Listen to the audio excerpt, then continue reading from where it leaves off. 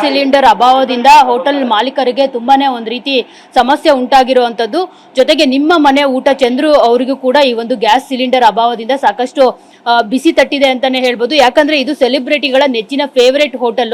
ಜೊತೆಗೆ ಅವರು ಇತ್ತೀಚೆಗಷ್ಟೇ ಬೆಳ್ಳುಳ್ಳಿ ಕಬಾಬ್ ಅಂತಾನೆ ಫೇಮಸ್ ಆಗೋಗ್ಬಿಟ್ಟಿದ್ರು.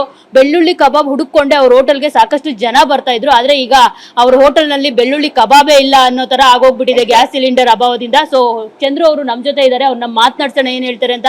ಸರ್, ಈಗ ನೀವು ಬೆಳ್ಳುಳ್ಳಿ ಕಬಾಬ್ ಅಂತಾನೆ ಫೇಮಸ್ ಆಗಿದ್ರಿ, ಈ ಗ್ಯಾಸ್ ಸಿಲಿಂಡರ್ ಸಿಗದೆ ನಿಮ್ಮಲ್ಲಿ ಬೆಳ್ಳುಳ್ಳಿ ಕಬಾಬೇ ಇಲ್ಲ ಅಂತಿದ್ದಾರೆ ಗ್ರಾಹಕರು. ಸೊ ಅದನ್ನ ಹುಡ್ಕೊಂಡು ಬರೋರೆ ಹೆಚ್ಚಾಗಿದ್ರು. ಸೊ ಎಷ್ಟೆಲ್ಲ ಸಮಸ್ಯೆಗಳಾಗ್ತಿದೆ ಮೇಡಮ್. ಗ್ಯಾಸ್ ಇಂದ ಒಂದು ಸಮಸ್ಯೆ ಅಲ್ಲ, ಈಗ ನಮ್ಮಲ್ಲಿ ಒಂದು 30 to 40% ಐಟಮ್ಸ್ ಮಾಡ್ತಾ ಇಲ್ಲ. ಕಾರಣ ಯಾಕೆಂದ್ರೆ ಡ್ರೈ ಫ್ರೈ ಎಲ್ಲ ಬೇಕು ಅಂತಾರೆ, ಮಾಡಕ್ ಆಗೋದಿಲ್ಲ, ಗ್ಯಾಸ್ ಇಲ್ಲ. ಇವಾಗ ಗ್ಯಾಸ್ ನೋಡ್ರೆ 2000 ರೂಪಾಯಿ ಇದ್ದಿದ್ದು ಸಿಲಿಂಡರ್ ಇವತ್ತು 6000 ರೂಪಾಯಿ ಆಗಿದೆ. ಈ ತರ ಎಲ್ಲ ಕೊಟ್ಟು ತಗೊಂಬಂದು ಸಮಯಕ್ಕೆ ಸಿಗೋದು ಇಲ್ಲ. ಆಕ್ಚುಲಿ ಇವತ್ತು ಹೋಟ್ಲೇ ಇಲ್ಲ, 9:45 ಸಿಲಿಂಡರ್ ಸಿಕ್ತು, ತಂದು ಕೆಲಸ ಮಾಡ್ತಾ ಇದೀವಿ. ಇವಾಗ ಏನಂದ್ರೆ ನಾವೇನೋ ಹೋಟ್ಲು ಕ್ಲೋಸ್ ಮಾಡ್ಬಿಡ್ತೀವಿ, ಆರಾಮಾಗಿ ಇವತ್ತು ಗ್ಯಾಸ್ ಇಲ್ಲ ಅಂತ ಹೊಟ್ಟೋಗ್ತೀವಿ.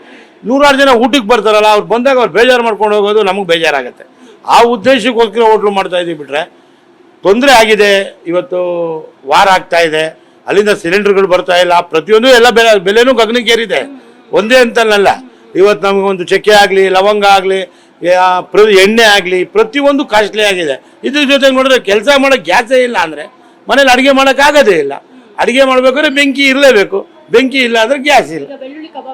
ಬೆಳ್ಳುಳ್ಳಿ ಕಬಾಬ್ ಇಲ್ಲ, ಡ್ರೈ ಇಲ್ಲ, ಫ್ರೈ ಇಲ್ಲ, ಮೈನ್ ಐಟಮ್ಸ್ ಅಲ್ಲಿ ಒಂದು 50% ಇಲ್ಲ. ಈಗ ಅಪ್ಪು ಅವರು ಮತ್ತೆ ರಜನಿಕಾಂತ್ ಸರ್ ಮತ್ತೆ ಶಿವಣ್ಣ ಎಲ್ರಿಗೂ ನಿಮ್ಮ ಹೋಟೆಲ್ ಫೇವ್ರೇಟ್, ಮತ್ತೆ ನಿಮ್ಮ ಅಡುಗೆ ಅಂದ್ರೆ ತುಂಬಾನೇ ಇಷ್ಟ.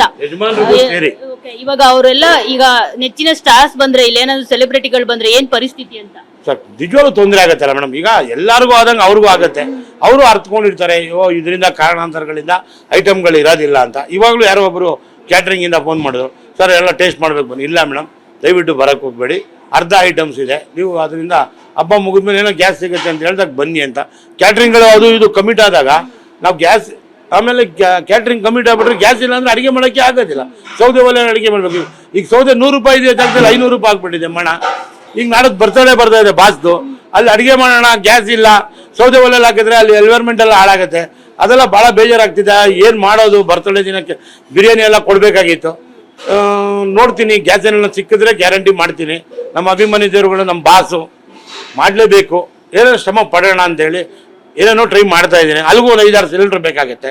ಯಾಕಂದರೆ ಲಕ್ಷಾಂತರ ಜನ ಬರ್ತಾರೆ, ಅದರಲ್ಲಿ ಒಂದು ಅರ್ಧ ಭಾಗ ಜನನು ಬಿರಿಯಾನಿ ತಿಂತಾರೆ. ಆ ಉದ್ದೇಶಕ್ಕೋಸ್ಕರ ಟ್ರೈ ಮಾಡ್ತಾ ಇದ್ದೀನಿ. ನೋಡೋಣ, ಆದರೆ ಅವ್ರ ಆಶೀರ್ವಾದದಿಂದ ಸಿಕ್ಬಿಟ್ರೆ ಮಾಡಿಬಿಡೋದೆ.